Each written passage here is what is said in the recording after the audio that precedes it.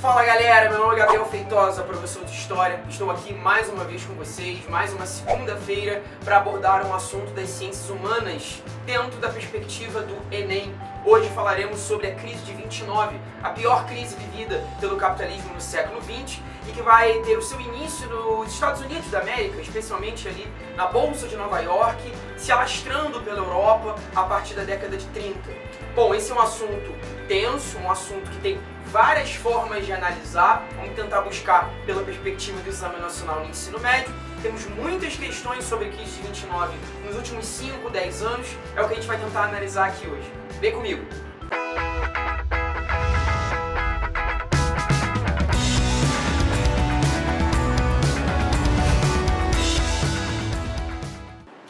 Bom pessoal, falar de crise de 29 é falar de um assunto muito polêmico. De um tempo para cá, especialmente a partir da crise de 2008, vivida recentemente pelo setor imobiliário americano e depois se alastrando pela Europa, nós temos a questão grega, que foi muito tensa também, a partir de 2010. A Espanha também vive uma crise muito acentuada, Portugal, enfim. Esse é um assunto que ficou na moda a partir dessa atual crise do capitalismo e que vai ter novas formas de análise, especialmente ali pegando referências da escola austríaca de economia, que vai ter ali outras maneiras de analisar a crise de 29. Nós sabemos, galera, que todo assunto de ciências humanas, todo assunto da história, da geografia, da filosofia, ele tem ali várias formas de analisar. É como se você olhasse para um prisma que te dá várias maneiras, várias óticas de análise, e isso é muito importante nas ciências humanas, a multiplicidade de visões, isso é parte da nossa ciência e que dialoga muito com a democracia, onde diferentes formas de análise podem acabar sendo colocadas no mesmo ambiente. Mas aqui não dá pra gente fazer um mega simpósio sobre a crise de 29, pegar essas análises menos clássicas, que são análises mais heterodoxas sobre a crise de 29, que é o caso de Friedrich Hayek, que é grande economista austríaco, que deu uma análise muito interessante sobre a crise de 29 e que você aí nos comentários provavelmente se identifica. Quando a gente parte para a crise de 29 na perspectiva do Enem, que é o nome do nosso quadro, a gente está falando dos assuntos dentro do Enem, como é que cai no Enem, o Enem não tem dialogado com essas tendências, tá? Quando a gente fala de crise de 29, a gente vai aliar ali duas características fundamentais que, somadas, geraram uma catástrofe. Superprodução aliado a subconsumo. Esse é o binômio que a gente sempre trabalha para desenvolver a crise de 29 na perspectiva do vestibular, ok? Então, como a proposta do vídeo é essa, a gente vai partir dessa análise. Claro que existem outras formas de analisar, mas não cabe aqui trabalhar com elas ainda, uma vez que o Enem não tem trabalhado com essa visão. É simples perceber isso, ok? Então, antes que você vá nos comentários dizendo, professor, está analisando de maneira errada, na verdade a crise de 29 foi causada pelo excesso de Estado, na verdade a crise de 29 foi causada pelo FED, enfim, nós temos várias formas de analisar, nós sabemos disso, mas como o vídeo trabalha com a ideia do vestibular, a ideia do Projeto X, preparar vocês para o concurso vai trabalhar de uma outra maneira, O que você percebe é que na década de 20, nós vamos ter ali o Partido Republicano nos Estados Unidos tendo maior ênfase no governo executivo, aliás, no poder executivo. Os presidentes ligados à década de 20, todos eles ligados ao Partido Republicano, especialmente ali os dois últimos, que é o Calvin Coolidge e o Edgar Hoover. São os dois presidentes ali que vão governar no final dos anos 20 e estão ligados ao período da crise.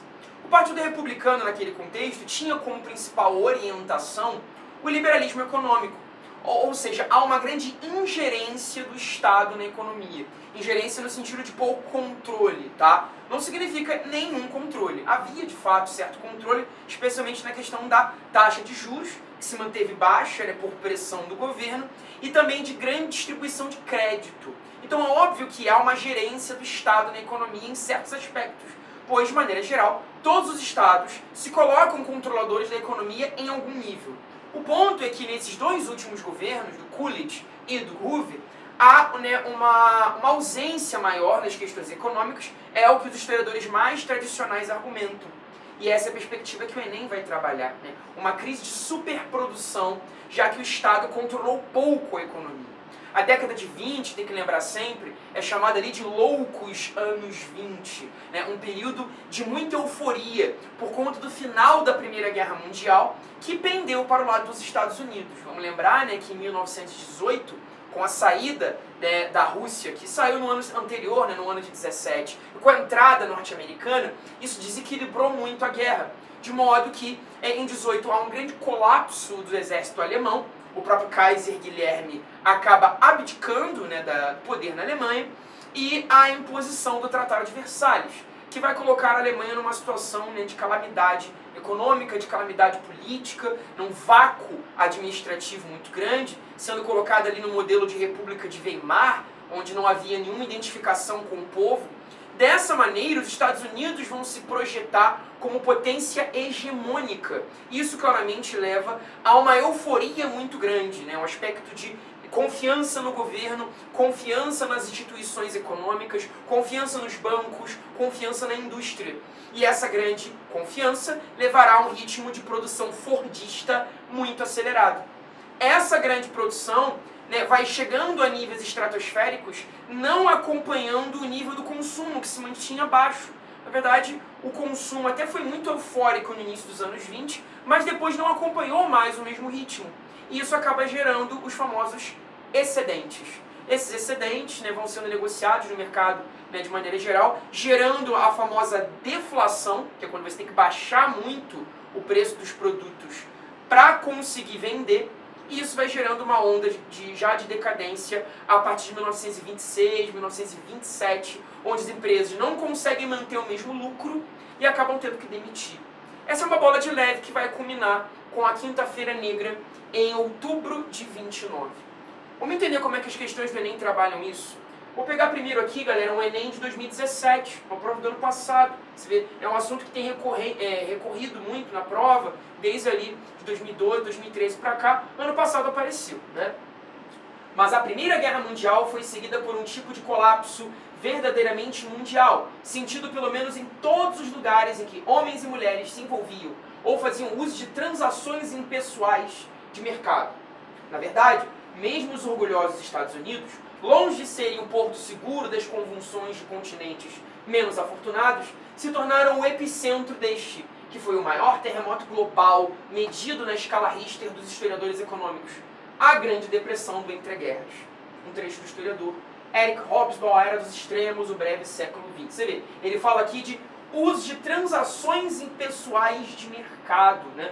Muito relacionado à Bolsa de Valores, que se tornou um local de especulações, um local ali de fofocas. Empresas utilizavam muitas vezes a Bolsa de Valores como forma de conseguir lucro, né? Porque você vende uma ação da sua empresa com a promessa, né? A famosa promessa do Eldorado, de que aquela ação daqui a uma semana, daqui a 10 dias, valerá o triplo, valerá o dobro do que você comprou naquela semana.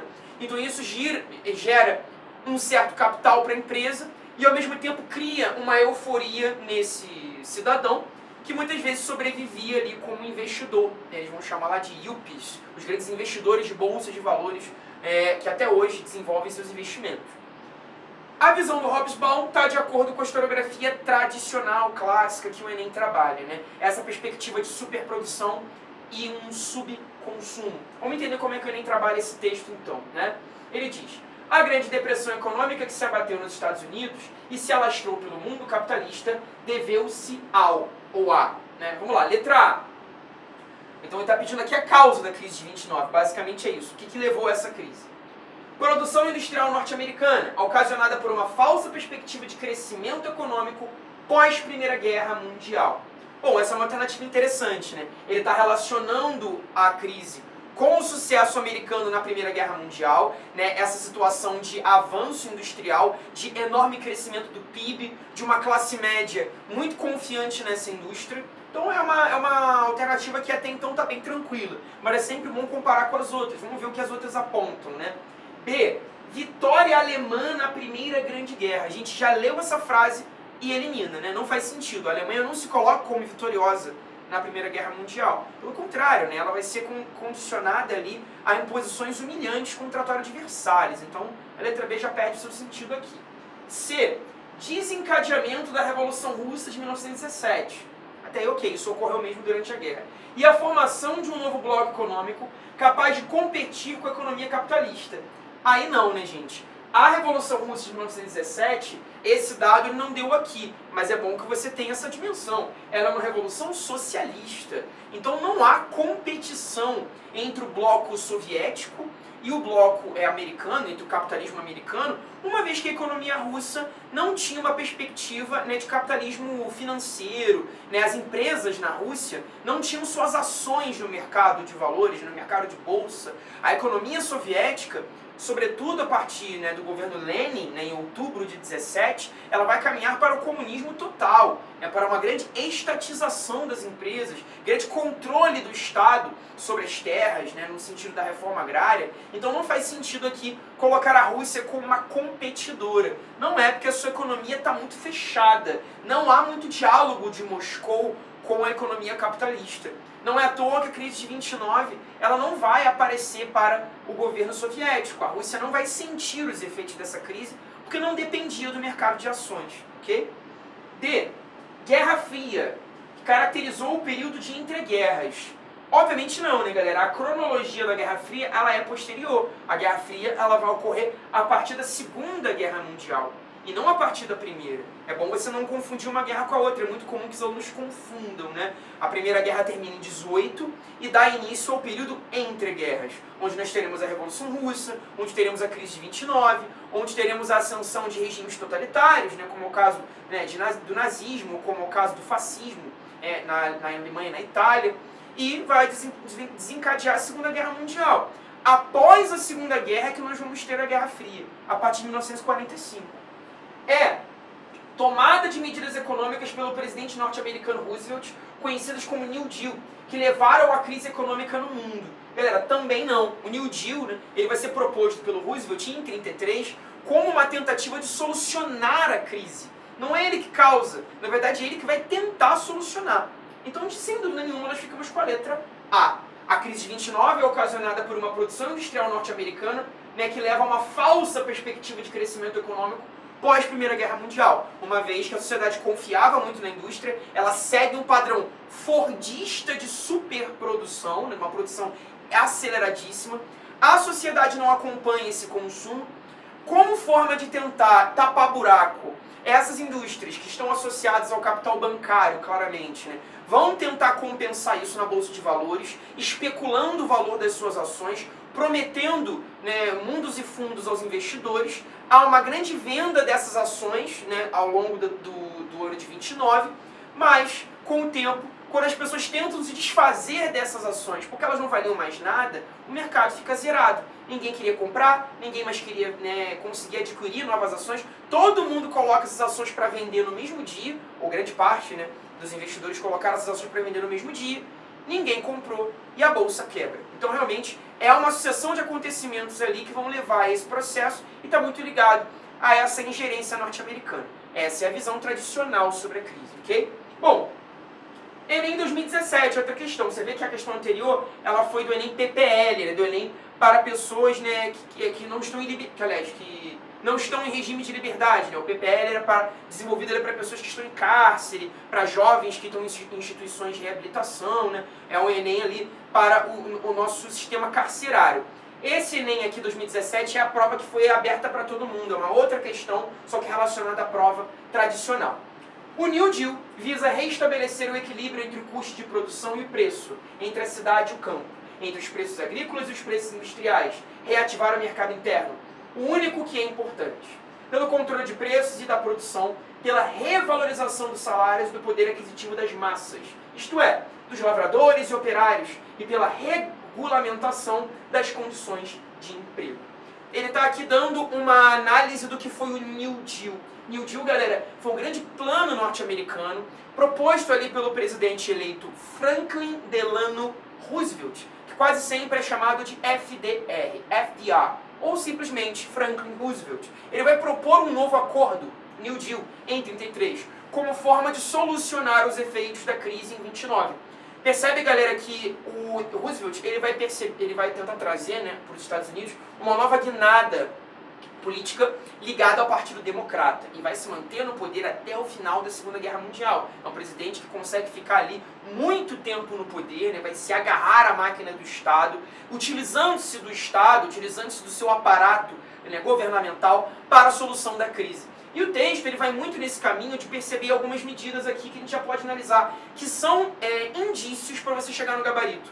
Percebe? Ele vai falar aqui, controle de preços e da produção, revalorização dos salários e do poder aquisitivo das massas. Gente, se eu estou controlando os preços, controlando a produção, revalorizando os salários, eu estou intervindo diretamente na economia, ok? Essa é uma visão atribuída ao New Deal, o alargamento do Estado.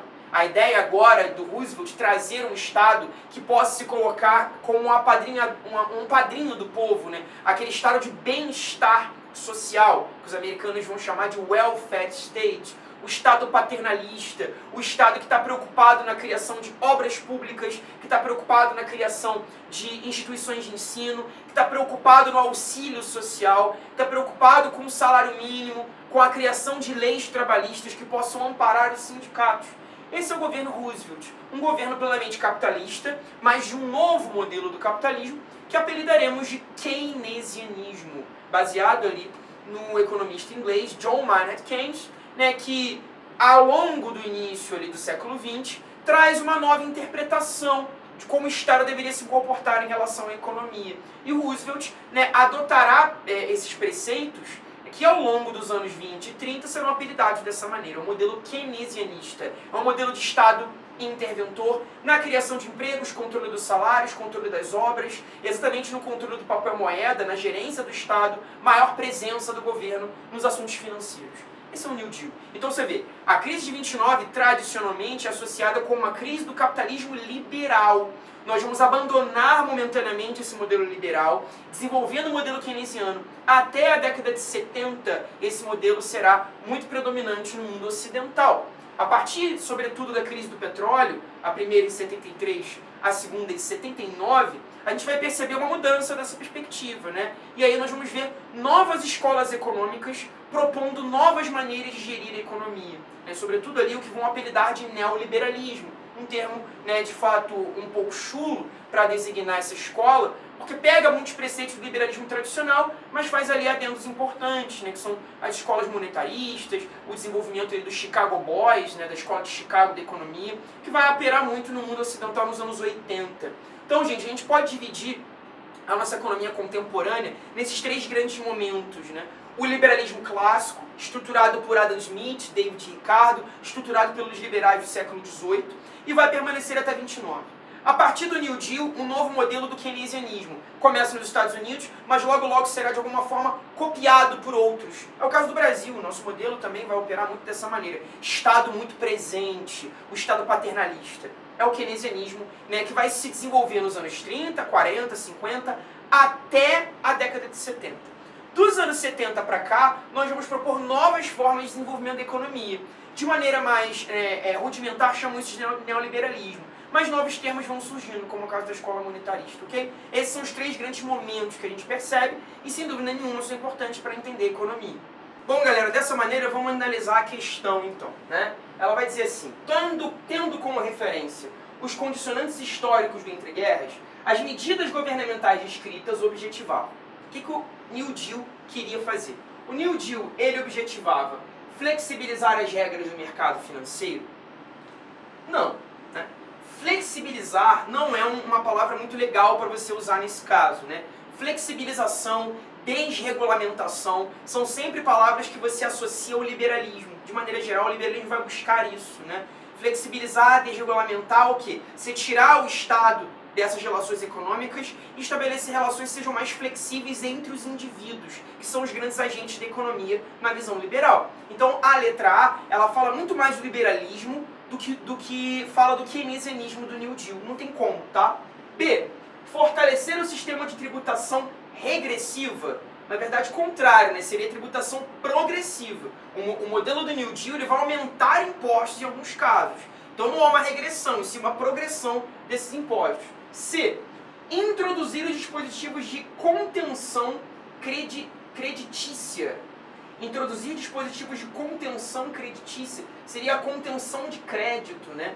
Gente, no modelo, né, de Estado presente, a ideia é que o crédito seja mais ampliado. Mas claro, você vai tentar dar mais poder de compra para a população, garantindo a sustentação dos seus empregos. Então você vai ter, por exemplo, no governo Roosevelt, a criação do seguro-desemprego, né, para as pessoas poderem ter renda, poderem ter crédito, poderem comprar mais. O consumo como gerador de empregos, a geração de empregos como geração de PIB, e assim eu vou girando a roda, né? Mais PIB, mais consumo, mais empregos, mais PIB, mais consumo, mais empregos, e assim a gente vai. Essa é uma visão tradicional sobre esse tema, né? Então a letra C está mais relacionada, né, a introduzir dispositivo de contenção creditícia, não, de ampliação de crédito, claro, no momento onde a população tenha dinheiro para poder manter as suas dívidas sendo pagas, né?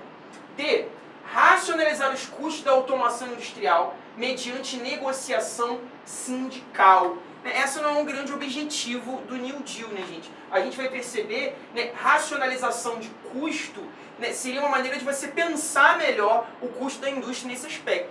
O governo ele vai se manter mais próximo das indústrias, mas não obrigatoriamente racionalizando o seu custo, mas sim pensando em maneiras de torná-la mais eficiente. Então a gente sempre pensa nessas medidas de aproximação do capital estatal ao capital privado. Isso está muito ligado ao keynesianismo. Você não abandona completamente o capital privado, mas você mantém o Estado ali em cima com rédea curta sobre a eficiência desse sistema privado. O keynesianismo iria mais nesse caminho. Eu imagino que seja a letra E, né? Recompor os mecanismos de acumulação econômica por meio da intervenção estatal. Essa é a palavra-chave quando a gente fala de New Deal. Intervenção estatal. Sem dúvida nenhuma, é o nosso gabarito, a letra E. Então, gente, é bom a gente, né, ter sempre isso em mente. A crise vem numa visão tradicional, estou sempre faltando isso, porque eu sei que vai ter gente reclamando aí nos comentários. A gente está partindo de uma visão clássica sobre a crise de 29, que é o que as questões estão trabalhando, né? Essas questões não foram inventadas por nós, foram apresentadas pelo INEP no Enem do ano passado, né, no Enem de 2017. Então a gente precisa ainda trabalhar com essa visão. Por mais que ela seja, né, um pouco falha em certos aspectos, a gente percebe que existem maneiras mais interessantes de olhar para a crise de 29. Mas o Enem ainda não está partindo para essa visão, ok? Então a gente está indo realmente num prisma bem clássico. Ingerência do Estado até 29, maior presença dele a partir de 33 com o New Deal, ok?